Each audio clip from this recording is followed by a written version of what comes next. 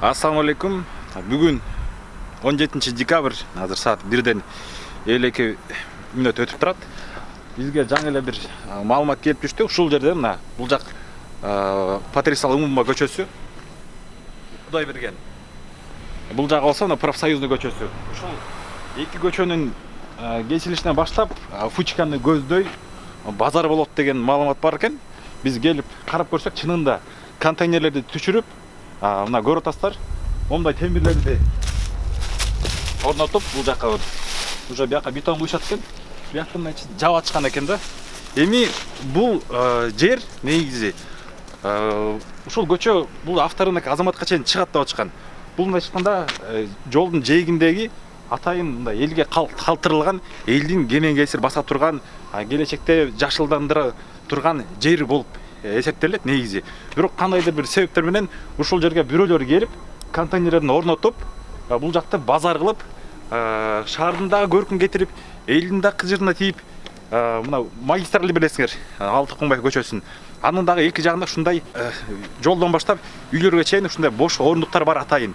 Элдерге аллея боло турганга, бактарды отургузганда, бул жакта да көрүп турсуңдар, бактарды отургузган экен, бирок уже аларды текшерип, сындырып жок болуп аткан экен да.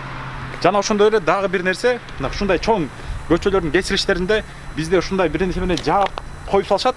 Анан кийин пробка болот. Башка мамлекетте, ошол эле мына Казакстанда көрсөк, ушул светофорго чейин бир 50 метр калганда кичинекей көчөнү мындан кошуп кетишет ар көздөчү. То есть бул жактан келатканда светофорго турбастан ушул кичинекей бурулуш менен эле оң жакка бурулуп, мындай кетип калса болот да. Мына ошол нерсени ушул жакка кылып койсо, сонун болот. Көргөндө эле мына светофор турат, көрүнөбү? Ушунун бурчунан баштап мына бул жакта да казып салышкан мына. Бул жакта көрүп алган тротуар көрүнөбү? Чоң жол. Бияк профсоюзный көчөбүз. Бул жагыбыз Патрис Лумумба.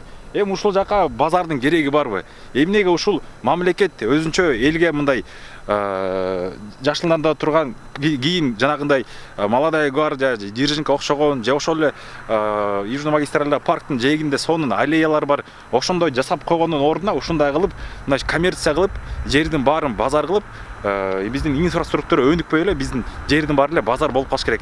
Дагы бир нерсе, ушуна өзүңөр көргөндөй эле Горький көчөсүндө Достоевскийден өткөндөн кийин Туңгучка баратканда күн чыгышты көздөй. Оң жак бетте дагы ушуга окшогон жер бар. Аякта дагы ушундай аллея болсо, ошол Каражыгачка, Алтын Ордого сонун болмок да.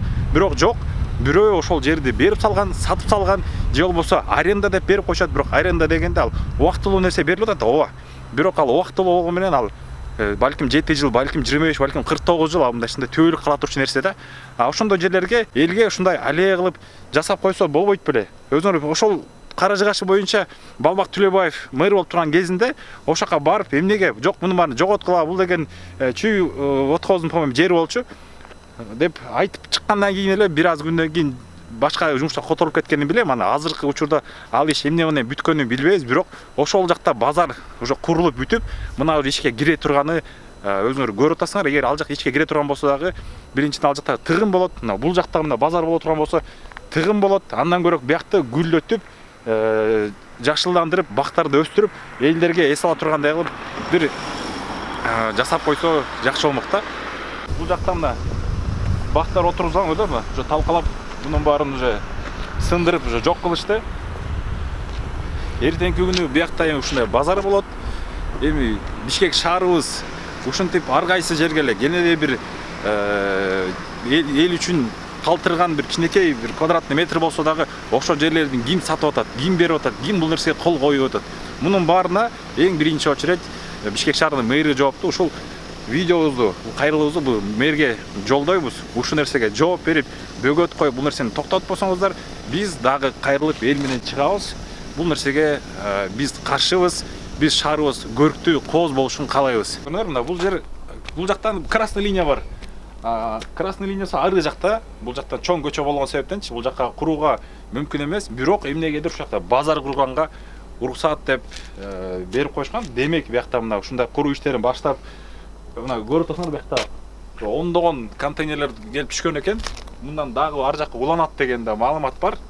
Эми ушул Бишкек шаарыбыз, ушул жер Патрис Лумумба биякта профсоюзный көчө түшкөндөн кийин эки жагына ушундай жер калтыргандан кийин ушуну базар үчүн калтырды эле негизги максаты. Менин оюмча бул жерде ген планда дагы бул жакта базар каралган эмес, бул кийин эле өзгөртүү киргизип, жердин категориясын өзгөртүп, бирдемке кылып эле мындай айтканда сүйлөшүп алышкан менимче. Бул кандай күнү болгон күндө дагы бул жак деген элдин жери, бул жакка деген базар болбош керек. Базарлар и так толуп жатат. Бул жакка андан көрөк кооз архитектураны өнүктүрө турган, биздин шаарыбызга көрк бере турган, элдерге жашоосун ыңгайлуу бир жай боло тургандай нерсе болуш керек. Мунун ар жагында болсо жеке үйлөр, алар деле менин оюмча каршы бул жакка базар ачылышына. Мен Бишкек шаарынын жараны катары мен каршымын ушул жерге базар болушуна. Андан көрөк бул жакка парк болсун, же болбосо жөн эле газон кылып койсун. Андан өтөр сонун нерсе жок. Жана ошол эле жол коопсуздугу боюнча дагы мында чоң перекресттоктор, бул жакта аябай көп ДТП болот. Ошол жактагы забор менен жабылып калып атат. Эртеңки күнү базар болсо бияктын баары пробка тыгын болот. Жана ошондой эле айтып кеткен нерсе, пробканы жогото турган бирден бир чаралары Бишкек шаарында көрсө, светофорго чейин ушул жактан кичинекей буруш жасап туруп, өзүңөр билесиңер, мына Маевка менен ылдый түшкөндө объездныйга жетпей, ушундай кичинекей жерлер бар. Алмачинка Горькийде дагы бар, Дасмиянын жанында заправкасынын аркасынан түшүп кеткен кичинекей жол. Ошол сыяктуу кылып жасап койгула андан көрөкчү. Андан ошол элге пайдалуураак болот. Белгиңиздер, өзүңүздөр оюңуздар кандай болсо ушул посттун астына комментарий жазып койсоңуздар, сиздердин Бишкек шаарынын тургундарынын ою кандай? Ушул жакка базарды каалайсыздарбы? Ушул профсоюздун көчөсүнүн баары тыгын болсунбу? Же ушундай кооз, жакшынакай элдер келип эс ала тургандай бир парк же аллея жасап коюшун каалайсыздарбы? Барыңыздарга рахмат. Ассаламу алейкум.